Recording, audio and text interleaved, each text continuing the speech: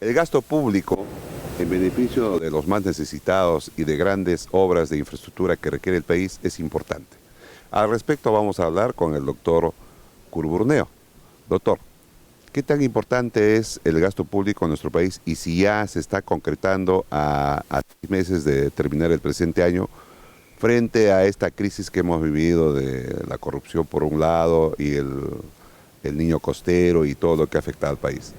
A ver, si vamos a referirnos, digamos, a la parte más crítica, digamos, de lo que es el gasto público, cuál es la inversión pública, ¿no? Porque en realidad el gasto público tiene dos componentes, lo que es el gasto corriente y luego lo que es el gasto de capital, dejando aparte lo que es el servicio de obra. Entonces, ¿qué sucede? La inversión pública tiene un peso de más o menos 5 puntos sobre el PBI.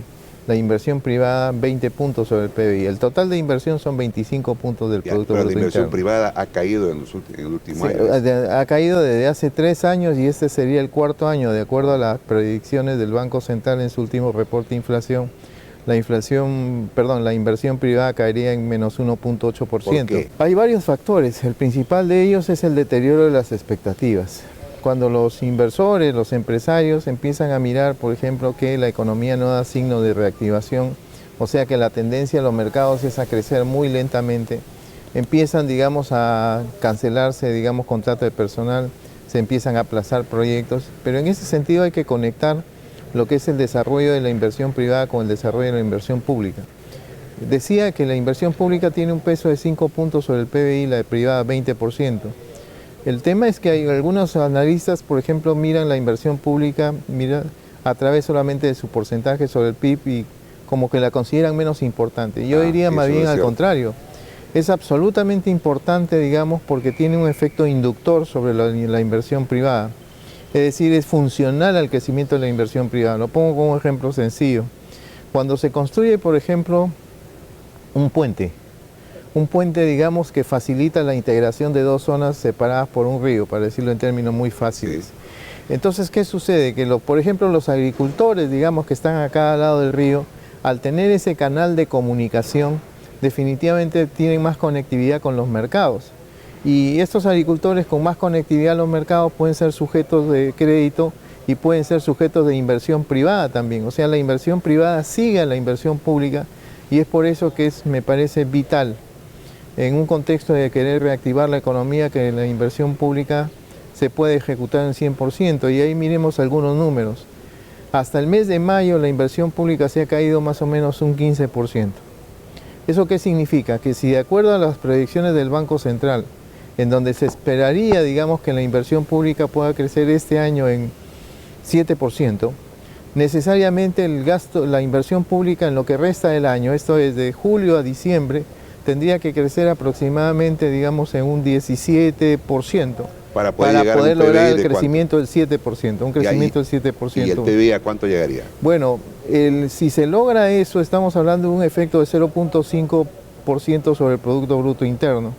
Entonces, ahí podríamos hablar de una proyección de crecimiento entre 2 y 2,5% para este año. No hay que olvidar también que el grueso del gasto de inversión pública se va a dar en el año 2018 y 2019, porque lo que está sucediendo en este año, se tienen que hacer todos los estudios previos, digamos, de los proyectos para poder ejecutarlos en el siguiente año, el 18 y 19.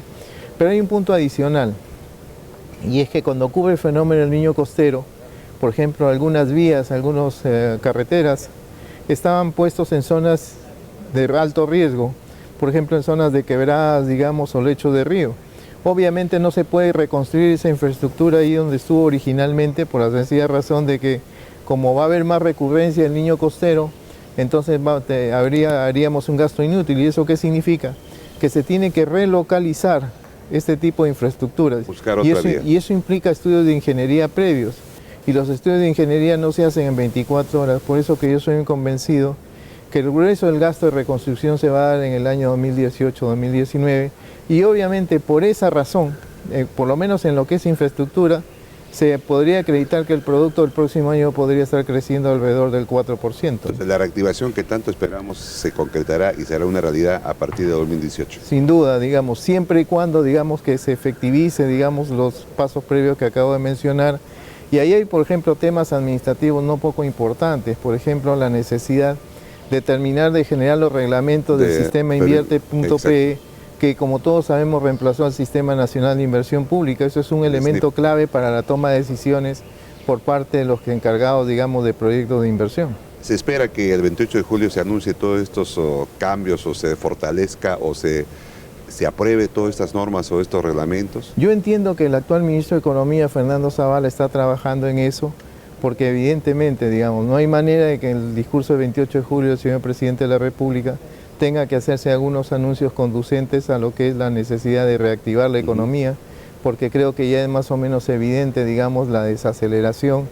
Lo que estamos diciendo, en otras palabras, que la economía está creciendo a una velocidad menor, entonces tiene que tomarse decisiones por el lado de la política macroeconómica, tanto por el lado de la política fiscal y en su momento lo que viene haciendo ahora el Banco Central, reduciendo la tasa de interés de referencia para abaratar el crédito, pero por el lado fiscal, no solamente tenemos que mirar el tema de incremento de la inversión pública o el envión sobre la inversión pública, sino hay que detener la hemorragia, digamos, que hay por el lado de los ingresos fiscales, revirtiendo algunas medidas poco afortunadas, por ejemplo, como el de crear el MIPE para un sistema tributario, un régimen tributario para las MIPES, donde lo curioso es que se buscaba que con eso se formalicen estas empresas, este tipo de empresas, pero en la práctica de los 377.000 contribuyentes nuevos del nuevo régimen tributario para MIPES, 322.000 vienen, digamos, del régimen general. O sea, son personas que han estado pagando 30%, que ahora han pasado a un régimen donde pagan solamente el 10%. El incremento de la formalización ha sido marginal y definitivamente esa es una fuente de pérdida fiscal que hay que detener para que definitivamente el déficit proyectado para este año de 3% sea un déficit basado, digamos, en un mayor gasto y no en una caída de los ingresos, que es lo que viene pasando ahora. Muy bien. Gracias por la explicación, doctor, y hasta cualquier momento.